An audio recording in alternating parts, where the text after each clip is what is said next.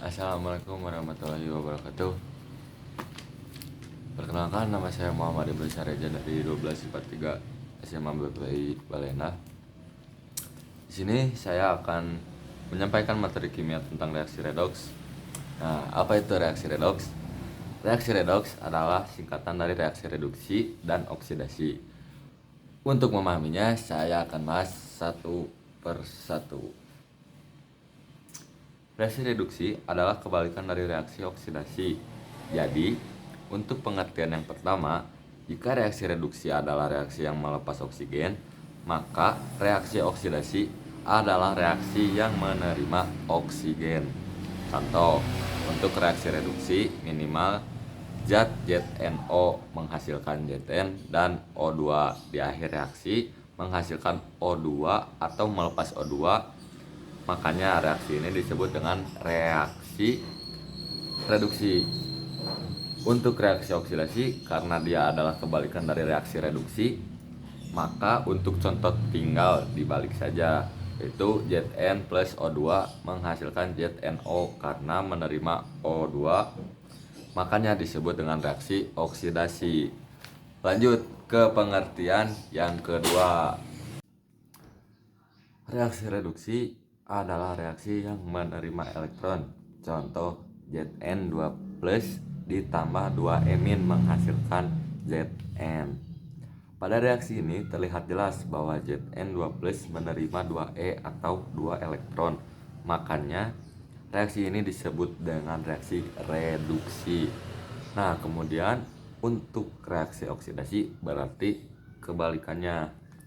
Reaksi oksidasi adalah reaksi yang melepas elektron. Ingat, melepas. Contohnya, tinggal kita balik. Zn menjadi Zn2 plus ditambah Ze atau bukan Ze tapi 2E. Maaf ya.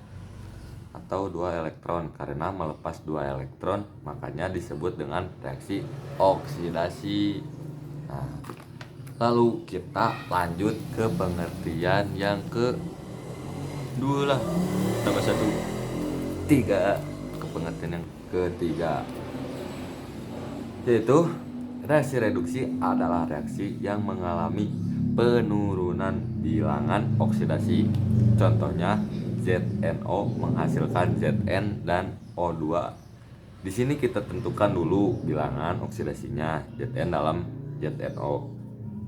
Bilangan oksidasinya adalah positif 2. Kenapa sih Bang Maisi?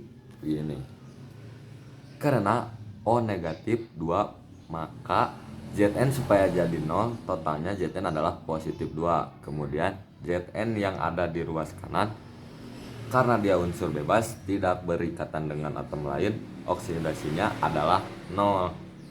Dari positif 2 menjadi 0 mengalami penurunan bilangan oksidasi, makanya disebut dengan reaksi reduksi.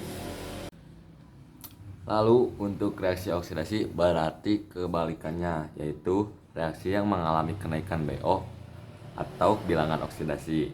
Untuk contohnya, Zn plus O2 menghasilkan ZNO. Kita tentukan bilangan oksidasinya. Zn yang ada di ruas kiri, karena dia unsur bebas, berarti bilangan oksidasinya adalah 0. Sedangkan Zn pada ruas kanan, karena berada pada senyawa ZNO, sedangkan O itu bilangan oksidasinya adalah negatif 2. Maka bilangan Zn oksidasinya adalah positif 2. Berarti bilangan oksidasi Zn mengalami kenaikan, maka disebut reaksi oksidasi. Lanjut ke pengertian yang keempat. Reaksi reduksi itu adalah reaksi yang menerima hidrogen. Contohnya 2S ditambah H2O menghasilkan H2S dan O2. Pada reaksi ini, di sebelah kiri S-nya masih sendiri, masih bebas. Kemudian dia menerima hidrogen dari H2O sehingga menghasilkan H2S, maka disebut dengan reaksi reduksi. Lalu untuk reaksi oksidasi kebalikannya. Reaksi oksidasi adalah reaksi yang melepas hidrogen. Contohnya tinggal dibalik saja. H2S ditambah O2 menghasilkan 2S dan 2H2O. Di sini koefisiennya 2 biar setara. Jadi dalam reaksi reduksi oksidasi atau reaksi redoks terjadi reaksi reduksi dan reaksi oksidasi secara bersamaan. Ada zat yang mengalami reaksi reduksi dan ada zat yang mengalami reaksi oksidasi. Nah, lalu zat yang mengalami reaksi reduksi disebut dengan pengoksidasi atau oksidator karena zat tersebut akan mengoksidasi zat lain. Sedangkan zat yang mengalami reaksi oksidasi disebut dengan pereduksi atau reduktor karena zat tersebut akan mereduksi zat yang lainnya gitu.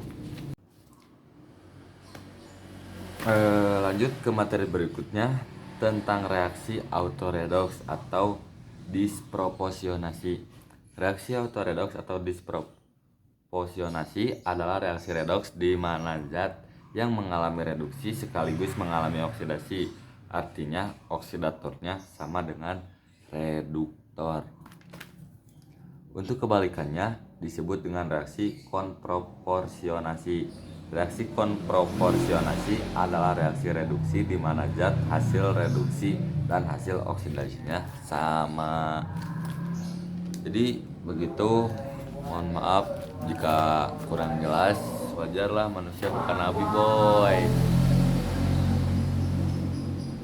Saya pamit undur diri, mohon maaf jika banyak kekurangan.